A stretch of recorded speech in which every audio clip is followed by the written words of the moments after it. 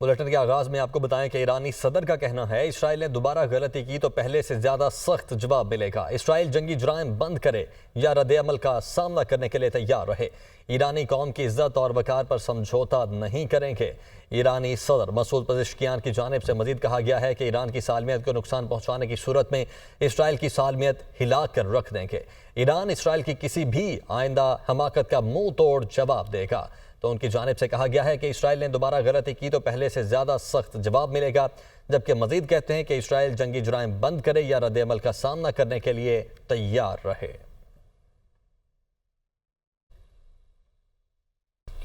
ایران اسرائیل کشیدگی کے بعد عالمی مارکیٹ میں خام تیل کی قیمتوں میں اضافہ ہو گیا۔ برنٹ کروڈ آئل کی قیمت $75 فی بیرل تک پہنچ گئی۔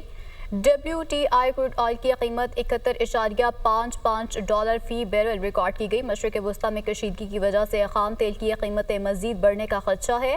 عالمی مارکیٹ میں قدرتی گیس کی قیمت میں بھی 1.30% اضافہ ہو گیا۔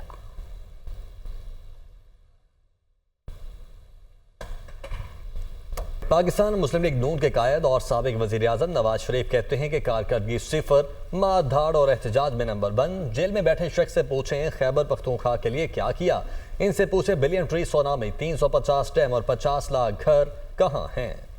لاہور میں تقریب سے خطاب کرتے ہوئے انہوں نے کہا کہ بیٹے سے تنخواہ نہ لینے پر 25 کروڑ کے وزیر اعظم کو 5 ججز نکال دیتے ہیں۔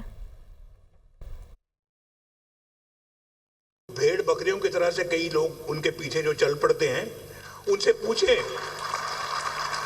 ہمیں 50 لاکھ گھروں کا حساب تو دو، کدھر ہے وہ گھر جو اتنے دن بڑے وعدے کیے تھے، وہ کون سا ایفا کیا آپ نے، وعدہ کون سا پورا کیا ہے، پوچھیں آپ ان سے۔ کچھ نہیں ہے، کچھ نہیں، کارکردگی صفر، مار دھاڑ نمبر 1، اور پھر احتجاج رہا، چاہے وہ حکومت میں تھے چاہے وہ اپوزیشن میں تھے، ان کا کام ہی احتجاج۔ ان کی مجال نہ ہوتی یہ کہتے کہ ہم پنجاب پہ یلغار کرنے آ رہے ہیں، ہم پنجاب پہ حملہ آور ہونے آ رہے ہیں۔ یہ بھئی پنجاب KPK اور پنجاب کا تم آپس میں لڑائی کرنا چاہتے ہو اور یہاں پہ کوئی خون خرابہ کرنا چاہتے ہو؟ کیا عزائم کیا ہیں آپ کے؟ آج کون سا وہ تیر چلا کے تو تیر مار کے آج پنجاب کے اندر داخل ہونے کی کوشش کرتے ہیں؟ کیا انہوں نے کیا وہاں پر؟ آج ان کی حکومت سے پوچھیں، وہاں تو ہسپتالوں میں علاج کے لیے فیسلٹیز نہیں ہیں، بیسک فیسلٹیز نہیں ہیں۔ منتخب وزیر اعظم کو 25 کروڑ کے عوام کے وزیر اعظم کو آپ نے کیسے نکال دیا؟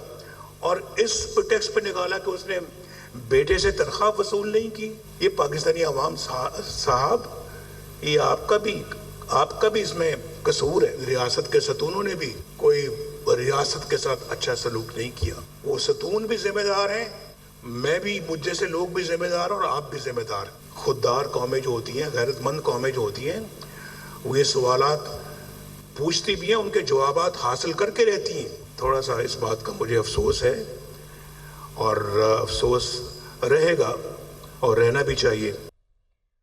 وزیر اعلیٰ پنجاب مریم نواز کہتی ہیں کہ کسی کی گالم گلوچ کا جواب نہیں دینا چاہتی، میری تربیت ایسی نہیں، نہ میرے پاس وقت ہے کہ فضول باتوں کا جواب دوں۔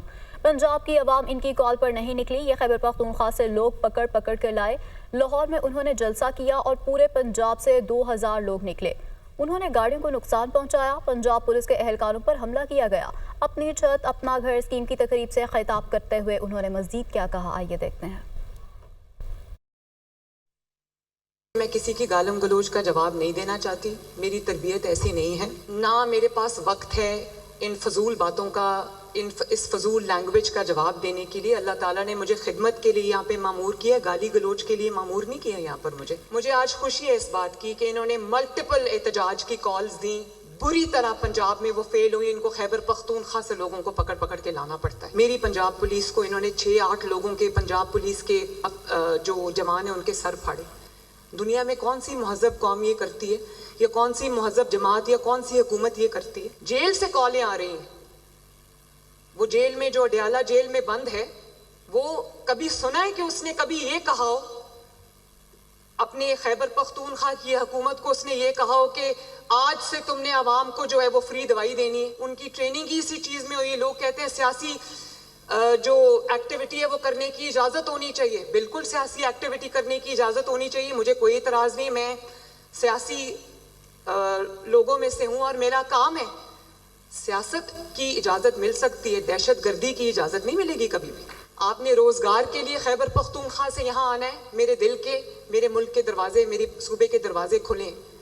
आपने पढ़ाई के लिए आना है, हमारे दरवाजे खुलें। लेकिन अगर आपको ये सबक दे के यहाँ लाया जाए कि सूबे में जाके आग लगा दो और सूबे में जाके पुलिस के सर फाड़ दो, तो ये मुझे एक्सेप्टेबल नहीं है बिल्कुल भी।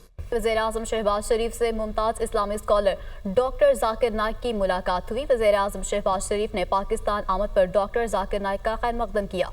उम्मत मुस्लिमा आप पर नाज़ा है कि आपने इस्लाम का सही तशख़्ख़ुस रोशनास करवाया। वज़ीर-ए-आज़म की जानिब से ये भी कहा गया कि ये अमर खुश आइंद है कि आपके सामाइन में एक बड़ी तादाद नौजवानों की भी है।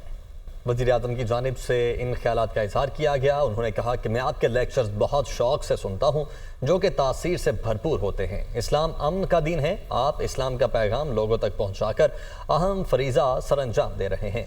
मुझे ये जानकर इंतहाई खुशी हुई कि आपका बेटा भी आपके नक्शे कदम पर चल रहा है।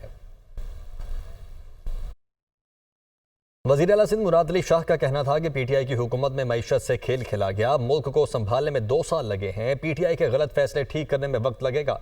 मिसाक जमहूरियत में जजेस की सिलेक्शन का तरीक़ाकार तय है। कराची प्रेस क्लब में खिताब करते हुए उनका मजीद कहना था कि सहाफ़त रियासत का चौथा सुतून है। सहाफ़त के गलत इस्तेमाल से नुकसानात होते हैं। आज के दौर में मोतबर सहाफ़ती इदारे भी गलत खबर चला देते हैं। अरकान प्रेस क्लब के मसाइल नवंबर के पहले हफ्ते में हल करूँगा। मसाइल के हवाले से 5 से 6 निकात बताए गए हैं, इनको हल किया जाएगा।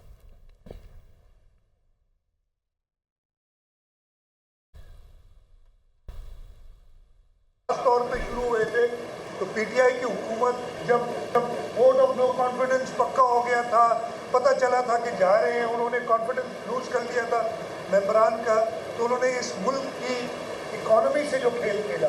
लेकिन अल्लाह ताला का शुक्र है कि 2 साल लगे हैं। ऐसा बना दिया सिस्टम जजेस की सिलेक्शन का कि जिस पे आज तक वो खुद नहीं इत्तेफाक कर सक रहे। ये जो रियासत का चौथा सुतून है, लेकिन अब मसला ये है कि हर एक आदमी जिसके हाथ में एक मोबाइल फ़ोन है, उन कदायर को जाने बगैर कि सहाफ़ी कहलाने के लिए आपको अपना कितना ज़िम्मेदाराना किरदार अदा करना है, उसके बगैर ही वो सहाफ़ी बन जाता है। और इसमें मेरे ख़्याल से आप लोग हो सकता है मेरी बात से मुत्तफ़िक ना हो, सबसे ज़्यादा नुकसान सहाफ़त का हो रहा है। सुप्रीम कोर्ट में आर्टिकल 63 नजरसानी अपीलों पर समाअत कल तक मुलतवी कर दी गई है। बैरिस्टर अली जफर ने इस्तदा की है कि मुझे अपने क्लाइंट से मुलाकात की इजाज़त दी जाए ताकि रहनुमाई ले सकूं। सुप्रीम कोर्ट ने बैरिस्टर अली जफर की इस्तदा मंजूर कर ली। बैरिस्टर अली जफर की इस्तदा मंजूर कर ली गई, जबकि बैरिस्टर अली जफर की बानी पीटीआई से फौरी मुलाकात कराने के अहकाम भी जारी कर दिए गए। अदालत ने additional attorney general Aamir Rahman को मुलाकात करने की हिदायत कर दी। चीफ जस्टिस काजी फायज ईसा ने रिमार्क्स दिए कि कोशिश करें आज रात तक मुलाकात हो जाए। चीफ जस्टिस पाकिस्तान ने बेंच की तश्कील पर एतराज़ मुस्तरद कर दिया। चीफ जस्टिस पाकिस्तान ने रिमार्क्स दिए कि आपने कहा कि फैसला सुना दें तो हमने फैसला सुना दिया। हम सबका मुश्तरका फैसला है कि बेंच के एतराज़ को मुस्तरद करते हैं। बैरिस्टर अली जफर ने कहा कि बेंच तश्कील देने वाली कमेटी के मेंबरान बेंच का हिस्सा हैं, वो खुद कैसे बेंच की तश्कील को कानूनी करार दे सकते हैं। जिस पर चीफ जस्टिस ने कहा कि अगर ऐसा हो तो जजेस कमेटी के मेंबरान किसी बेंच का हिस्सा ही नहीं बन सकेंगे। सेनेटर इरफान सिद्दीकी कहते हैं कि मौलाना फजलुर रहमान का मौक़िफ़ है आइनी अदालतें होनी चाहिए। मौलाना चाहते हैं कि आइनी तरमीम में कोई ऐसी चीज़ ना हो जो आइन से मुतसादिम हो। आइंदा 2 हफ्तों में आइनी तरमीम से मुतल्लिक मामलात वाज़ेह हो जाएंगे। मौलाना फजलुर रहमान को चंद निकात पर तहफ़्फ़ुज़ात हैं। उनकी टीम तरमीमी मुसव्वदे का जायज़ा ले रही है। इस्लामाबाद में मीडिया से गुफ्तगू करते हुए उन्होंने मज़ीद कहा कि मौलाना फजलुर रहमान से मुलाकात गैर सियासी थी। 63 ये वाज़ेह करता है कि पार्टी के खिलाफ वोट देने वाला D सीट हो जाएगा। मौलाना से मेरी मुलाकात बड़ी हद तक गैर सियासी नौइयत की थी। मौलाना का मौक़िफ़ जो है वो वही है कि उसूली तौर पे वो इस चीज़ की तायीद करते हैं कि कॉन्स्टिट्यूशनल कोर्ट होनी चाहिए। ये बात ठीक है कि मौलाना के अपने तहफ़्फ़ुज़ात हैं, इलेक्शन के हवाले से बहुत ज़्यादा उनके तहफ़्फ़ुज़ात हैं। फिर आने वाले 1-2 हफ़्तों के अंदर मामलात इंशाल्लाह ज़्यादा वाज़े हो जाएंगे। 63A जो है वो क्लियरली कहती है कि अगर कोई आदमी अपनी पार्टी की हिदायत के मुताबिक वोट नहीं देता तो वो डी-सीट हो जाएगा। 12 जुलाई का फ़ैसला आइन और कानून से मुतसादिम है, क्लियरली मुतसादिम है, आइन की शिकों को तोड़ता है। आप फिर यहाँ कहते हैं जी डी चौक में हम आएंगे और वहाँ धरने देंगे और तमाशे देंगे। यार आप सब्र कर जाओ, चंद दिन सब्र कर जाओ, 15-16 को ये इजलास हो जाएगा, फिर आप अपनी असरतें पूरी करते रहो।